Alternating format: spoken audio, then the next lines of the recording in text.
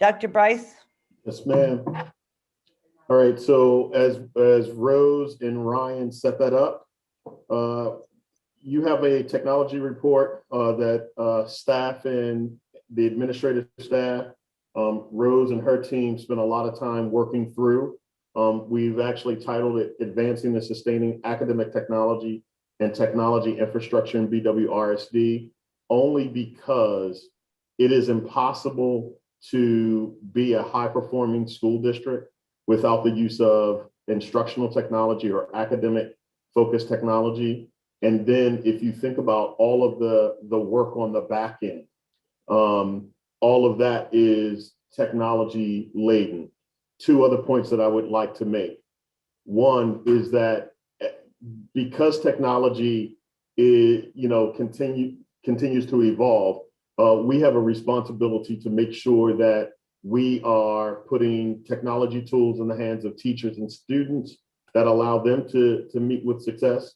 And then finally, we also need to be very, very concerned, and our insurer, the trust is concerned about school districts and the quality of their technology infrastructure, so that hopefully we can prevent being the target of ransomware attacks and other things like that. And so with that being said, Ryan and Rose, would you start your presentation? Thank you very much, Dr. Bryce. Thank you, Madam Chair, for having me here tonight. Good evening. I'm here tonight to speak with you about advancing and sustaining academic technology and technology infrastructure in Bristol Warren School District. I'm Rose Muller, and I've served as your technology director for about 5 years now. The purpose of technology in Bristol Warren is to provide our community with current, cost-effective, and quality technological tools and services that support both teaching and learning and operational excellence. Technology provides us with a platform to organize lessons and resources so that students can access them at school and at home. It provides our teachers with tools like interactive text, videos, collaboration, and presentation tools, and they use these in their lessons. It also provides access to programs, coursework, industry tools, real-world learning applications, and outside experts.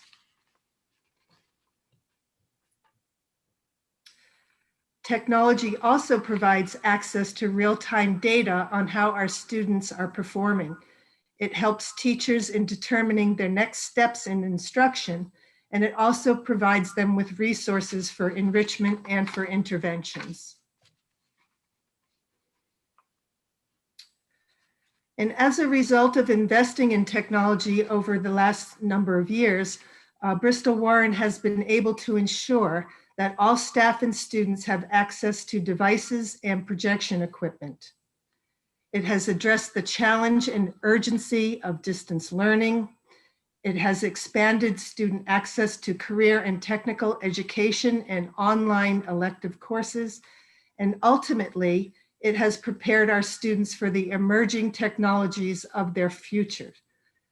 At the bottom of this slide are some examples of some great work by our students. And I encourage you to take some time after this presentation, maybe later on tonight or tomorrow, to click on the links and see some of their products. We have 4 categories of devices in Bristol Warren, and this chart depicts those categories. Desktops and laptops are purchased with a 3-year warranty. We expect a 5-year lifespan. If you look over to the right of this chart, you can see that currently most of our desktops and laptops are more than 5 years old. When they're this age, they become unreliable, and more importantly, as Dr. Bryce indicated in the beginning of this presentation, they become a risk on our network. When new security patches come out, the software on these old devices cannot support these patches, and it becomes a security risk on the network. Nefarious people or organizations can gain access to our network by means of these old devices and really wreak havoc. In some cases, they have held organizations' data hostage and have demanded the organization pay a ransom. The next category is our Chromebooks. We have 6,356 Chromebooks. They are leased with a 3-year lease.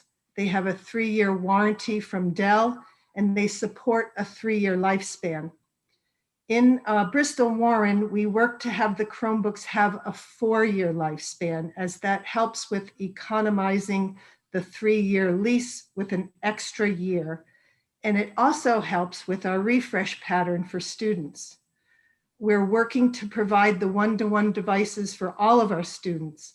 And if we can make the 4-year refresh cycle, it will allow us to provide a device to a student in grade 1.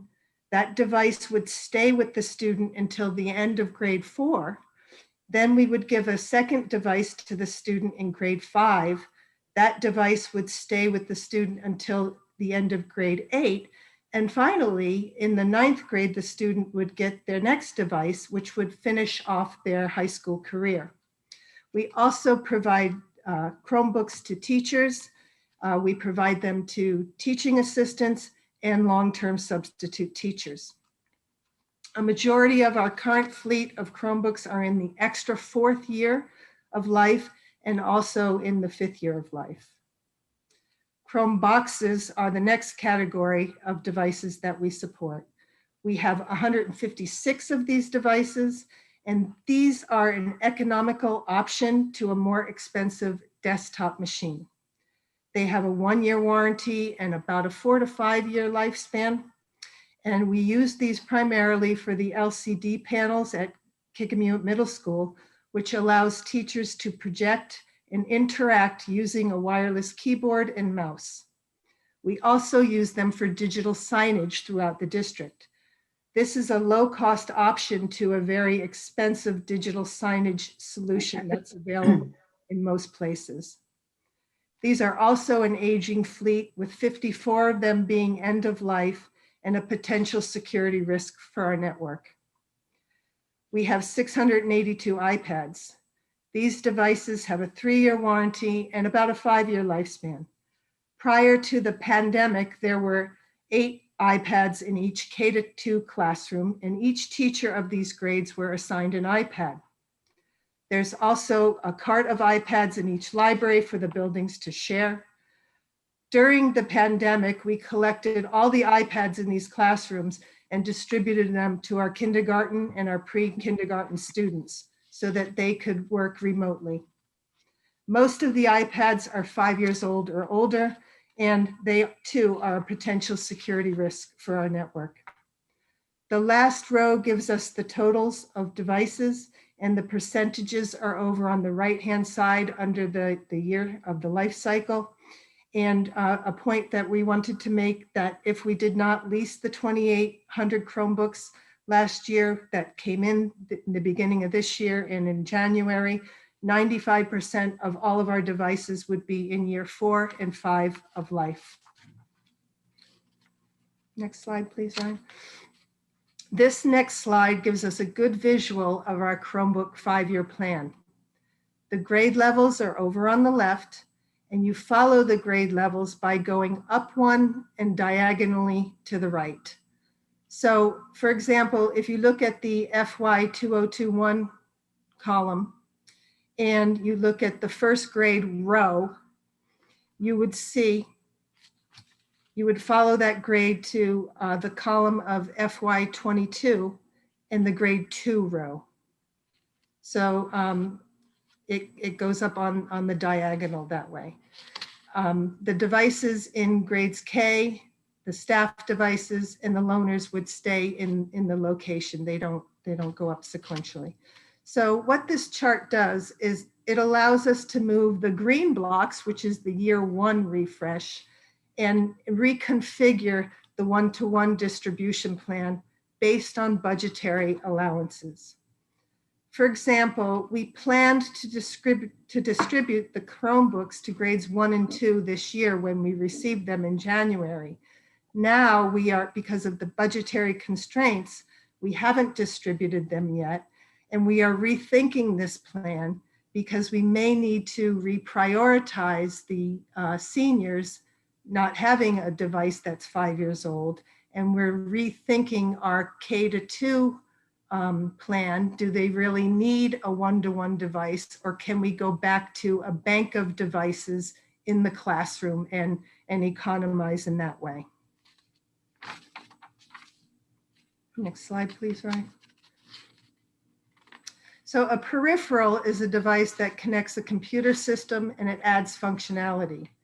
An expanded purchase this year was that of document cameras.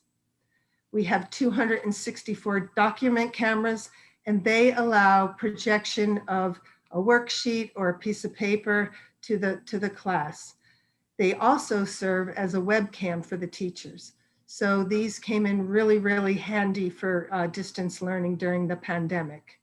We also have scanners, LCD panels, webcams, projectors, and HDMI switches. The IT department in Bristol Warren also supports our internal telephone system. All rooms are equipped with a networked telephone, which allows the capability of dialing internally with a 4-digit extension.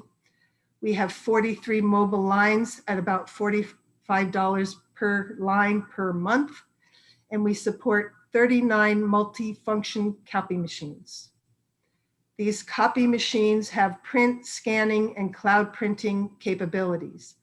So a user can print a document to the machine, continue teaching, and then when they have their break or their prep period, they can go to the machine, scan their badge, and that will release the secure print job to them. This copier lease expires in June of 2022. And on this slide is a chart which shows you where the copy machines are located. In Bristol Warren, we are really, really proud of our clever single sign-on portal. What this portal does is it allows our users to access our resources with a one-click sign-on. It is more secure in that they're not looking around for passwords or storing passwords in obvious places like under your keyboard. And it's efficient that the applications that are in the portal open with one click. All of the resources that are in the clever single sign-on portal have been evaluated by the Student Data Privacy Consortium. This is an organization used by many districts in Rhode Island, and it ensures that all of our resources are abiding by the Rhode Island student data privacy laws. It helps in ensuring that our students' data is safe and it's not being sold for bad reasons or poor reasons.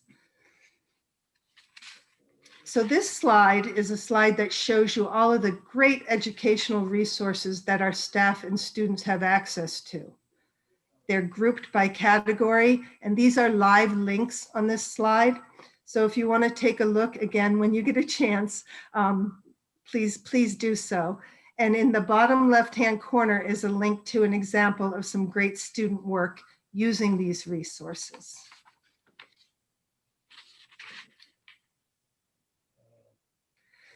This slide is a slide that lists live links as well. And this is what we call our operational software. Some of this software was implemented in order to take the place of a very labor-intensive paper process, or it is software that helps us to manage and secure our network. So none of the information that I spoke about in the previous slides would be possible without a robust network. So we need to think of our network as our highway, and everything else on the highway as our vehicles. So Bristol Warren has an enterprise network, which begins with our internet service provider, and the name of that provider is Ocean. They provide us with our virtual firewall. We have the rights to manage that firewall. We can configure it. And we also have a virtual router that transports into the main data center at Kikamute Middle School. We then have a trunk that is a 1 gigabit pipe that goes to a Cox circuit that gives us 1 gigabyte of transport between buildings. So that Cox transport is our internal network, and then it goes back up through the data center at Kikamute to the internet. So in describing this robust enterprise network is that it is 7 buildings. It's connected through a fiber VRF cloud. That cloud is provided by Cox and by Ocean. We have a secure enterprise network infrastructure. We support approximately 10,000 endpoints and approximately 3,800 users. And the chart at the bottom of this page, or this slide, gives you a good idea of the number of trouble tickets that have been closed by our IT team for the past 3 years. So a little bit more about the network. We have a physical network and we have what's called a virtual network. The virtual network is configured and it rests on the physical network. The virtual network saves us money because we don't have to purchase the hardware, and we can create the virtual machines and the virtual servers, and they sit on the physical network. So on the physical side, we have servers, switches, access points, and storage devices. And the virtual network provides us with our domain controllers, which allow us to authenticate onto the network, and virtual servers and machines. It has our antivirus protection, our backup solution, and we do have cloud backup for our very critical data. So for network improvements, we have planned network improvements for each year, and the chart on this slide gives you an idea of what is planned. It shows you the year, gives a description of the improvement, gives you an estimated cost and a projected cost using the E-rate program.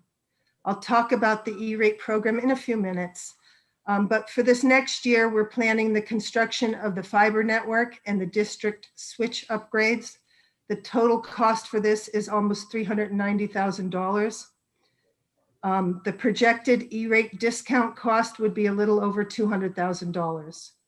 In 2023, the plan is to replace the backup storage and start the first phase of the wireless infrastructure refresh. About 6 or 7 years ago, the Rhode Island Department of Education provided schools with grant money to create the wireless infrastructure to meet the needs of online state testing. It was really great that all the schools were able to deploy wireless in the buildings, but then when the time comes for refresh, guess what happens? There's no grant money and it becomes a local expense. So the estimated cost for this is about $313,000 with a projected E-rate discount price of about $162,000. In 2024, we plan for phase 2 of the wireless infrastructure refresh and the phase 1 of backup network power refresh. Cost is about $304,000 and a projected E-rate cost of about $152,000. And in 2025, we plan for the phase 2 of the network power refresh and some network security modernization in looking at different firewall options. And the cost of this is about $162,000 and a projected E-rate cost of about $81,000. In 2026, we're looking to start the server refresh again, which we just did this past year, and phase 3 of the network power refresh, and also the outdoor wireless refresh, which we also just did this past year. This next slide gives us a chart of the type of our network equipment and its life cycle. So you can see that most of our network equipment is 5 or more years old. The IT department also oversees the district databases and mandated reports. At the local level, the big database is Aspen, and we customize that when we can. This year, we implemented the attestation and Binex workflows. We're looking at implementing an RTI module within Aspen. And like I said, we're looking to always configure that customly, or do custom configurations for Aspen to suit our needs. So you can also see a listing of all the state reports that we submit. Our data goes up to the state on a nightly basis, and report sign-offs are done on a quarterly, semi-annually, or annual basis, depending on whenever the state wants Dr. Bryce to verify that our data is pristine. We also submit federal data reports. The Civil Rights Data Collection is one of the reports, and another one is the Perkins Comprehensive Needs Assessment Report. So the federal E-rate program is a really great program. It is a bit complicated, and it is somewhat of akin, I like to say it's akin to kind of doing your taxes if you own a business. So based on free and reduced lunch status, it offers districts up to a 90% discount on internet access, eligible equipment, and special construction. So Bristol Warren's discount is a 50% discount. The process is a simplified description of the process. I had a slide of the whole process in here, and Dr. Bryce took it out because it was really complicated. But a simplified version of the process is that we need to plan in February on what we are going to be upgrading by the following July. So we issue an RFP, which is posted on the E-rate site, and only eligible vendors can bid on that RFP. We then need to go through a prescriptive evaluation process and select a vendor, file the forms within a certain period of time. That gets reviewed by the E-rate folks and hopefully approved.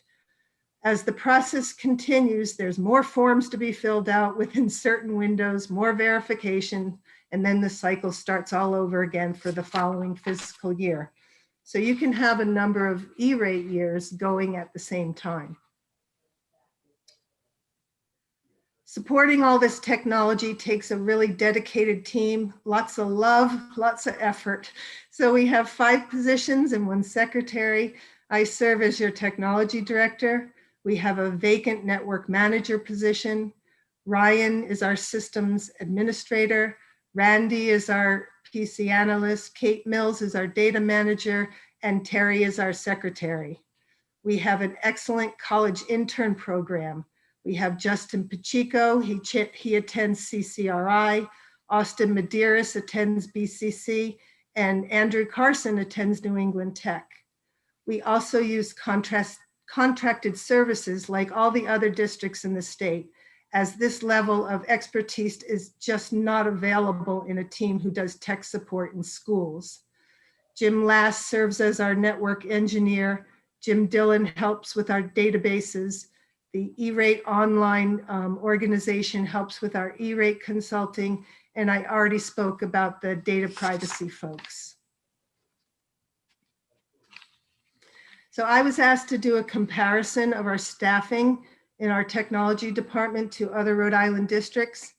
And I want you all to know that it's a little bit challenging to do a comparison of technology in schools because one district is not the same as another. It's not apples to apples.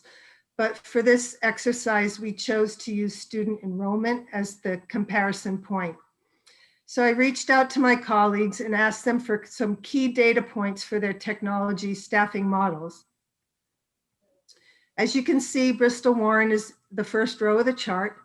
We have a bit over 7,000 devices, with most of them being over 4 years old. It is more challenging to support an older fleet of devices. We have 6 staff members. We have interns and contractual services, as I mentioned in the last slide. Barrington is close in our enrollment. They have about 5,000 devices and 6 staff members.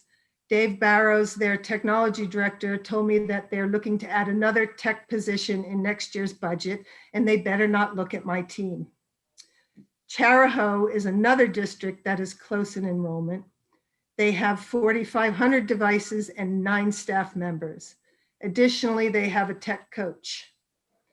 Johnston is a comparable district as far as enrollment goes. They have a little over 5,000 devices and 7 IT staff members. Interestingly, 4 of those members are teachers who work as technicians under the teacher contract. So Portsmouth is a neighboring district with a lower enrollment than us. They have about 3,700 devices and 7 IT staff members. And additionally, they have 2 tech coaches. And finally, West Warwick has about 4,500 devices with 7 IT staff members. So we have a lot of great things going on with technology with Bristol Warren, but we do have our challenges as well. One challenge is refining and annually updating our 5-year technology plan. As priorities and budgets change, the plan needs to change because we don't have an established revenue source in our annual budget for technology. We also need to continue to advance and sustain our network and our system security. This includes balancing security with privacy, keeping up with security, and eliminating those old devices that endanger our system. We do have issues with retaining high-skilled tech staff. For example, we have a network manager position that has been vacant for over a year simply because we cannot pay what this job pays somebody in private industry. And finally, we need to expand our professional development and our help desk access for our students, for our staff, and for our parents. We do have a number of policies that support best practice. We have our one-to-one device policy guide, our equipment policy, our responsible use policy, both for staff and for students, and also website protocols. We're working on some additional policies to guide our work. This includes a data governance policy, a written information security program, and this guides us in securing our physical and digital files. And it also provides guidance in the event of a data breach, and also a policy for at-home provisions. So at this point, I really want to thank you very, very much for your time. I know it's a lot of information in a very short time. And I also want to thank you very much for this opportunity to share what we do every day and that we love to do for Bristol Warren. So if you have any questions or comments, I'd appreciate it.